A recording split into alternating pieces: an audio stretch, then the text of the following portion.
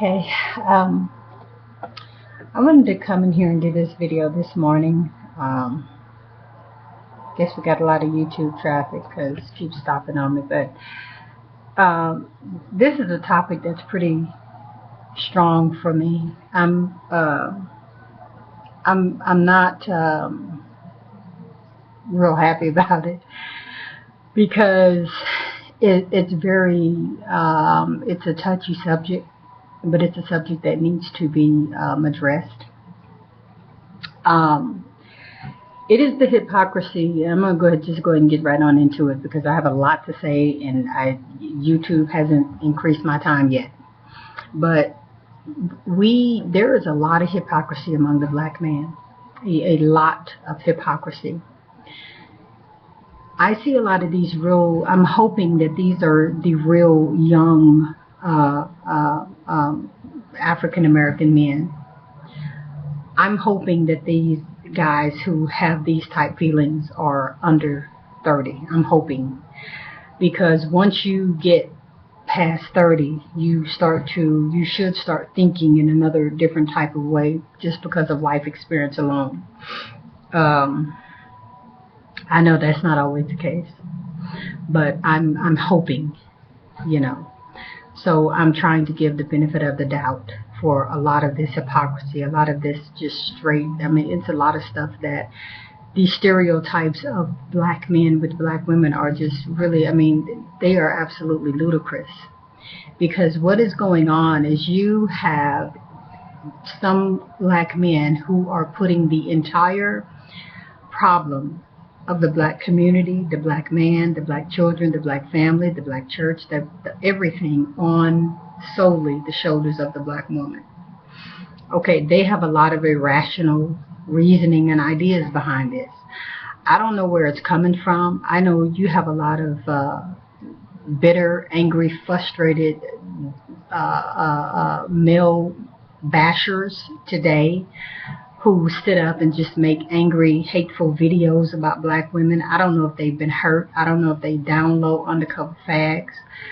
I don't know if they've been rejected by black women and so they're angry. I don't know if they had bad home lives or what. But the fact of the matter is, it's completely irrational for anyone. I've never even heard of such a thing in my life, of any other man in any other culture putting all of the problems of the culture on their women.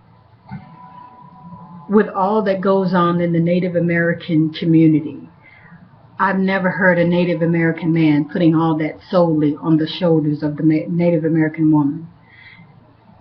The violence and everything that goes on in the Hispanic community, I never hear the Hispanic man putting solely all the blame of everything that's going wrong in their community on the shoulders of the Hispanic woman. I just, I don't even understand where the logic comes from.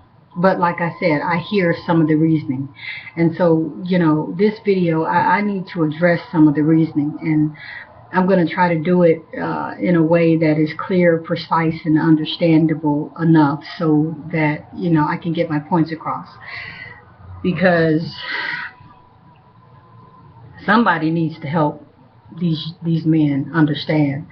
Now, I understand a lot of them are just hateful and bitter for whatever reason that, I'm not going to get across to them. All I'm going to bring about is more whatever, because they have already convinced themselves. And once somebody has already gotten something in their mind and they're already totally convinced, it's nothing that you can do to change their mind. So, and for me, it doesn't benefit me one bit whether or not they change their minds or not, because I'm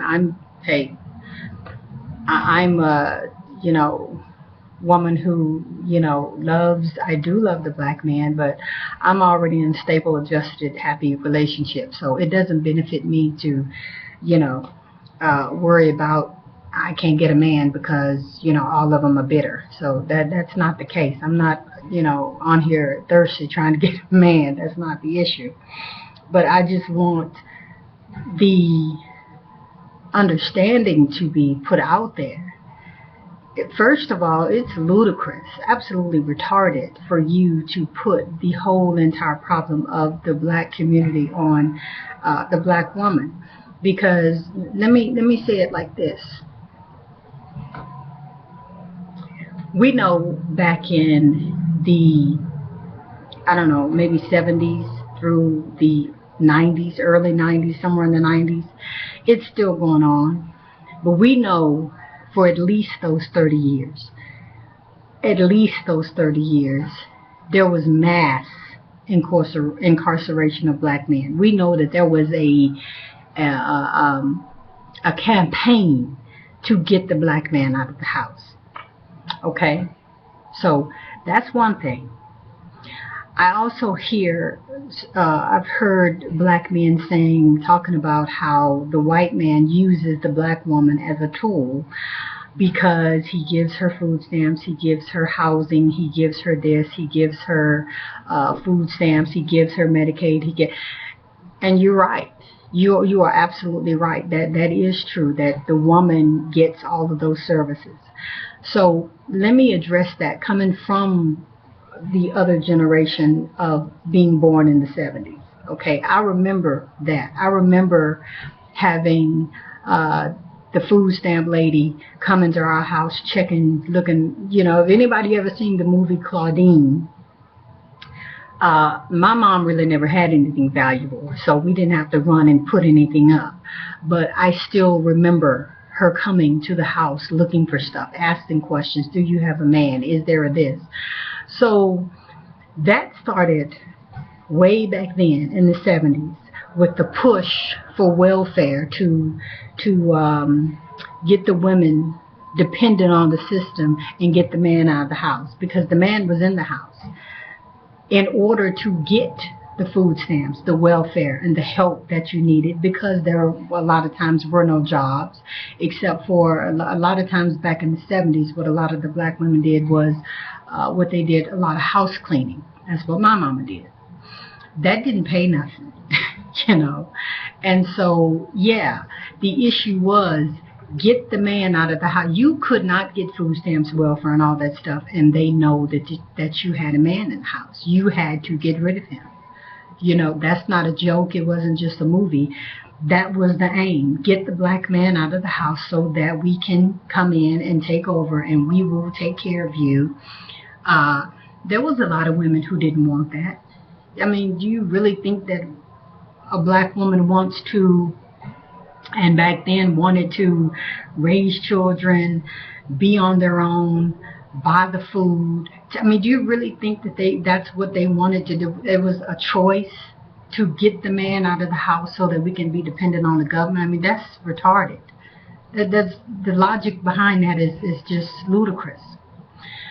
But it was a tactic. It was a tactic. And then after you had to get the man out of the house because of the welfare, or you couldn't get any benefits, then they started the mass incarceration back in the 80s. So the black man was in jail.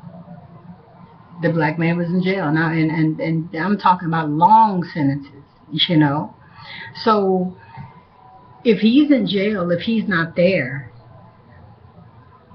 yeah, she gonna need some help. She gonna need some food stamps. She gonna need some Medicaid. She gonna need some help for these children. And so, like I said, to put and say that the black woman wanted the black man out of the house so that she can get food stamps, with the hassle that you have to go through, the trouble that you have to go through, the way they have to be in your business to go through, and the little bit that you get to survive off of is not worth losing your man, somebody that you love, somebody that you could help build with. It's ridiculous to think that the black woman is so petty that she would rather have food stamps than a man. Come on, that's retarded. Okay, but if the man, for whatever reason, especially with this mass incarceration, if he is not there, the black man is not in the home, in the community, the black woman is going to have to do it. And this is the thing that bothers me, because the black woman seems to get no credit for being there, staying there, and holding it down, because he's incarcerated or because he's not there. Maybe he got killed. I don't know. But somebody had to be there to take care of the children, feed them, dress them, clothe them. I mean, I don't. It seems like sometimes men don't understand everything that goes on with how to take care of a kid, all the expenses and everything. I'm gonna cut this off before it cuts me off, and I'm gonna start part 2.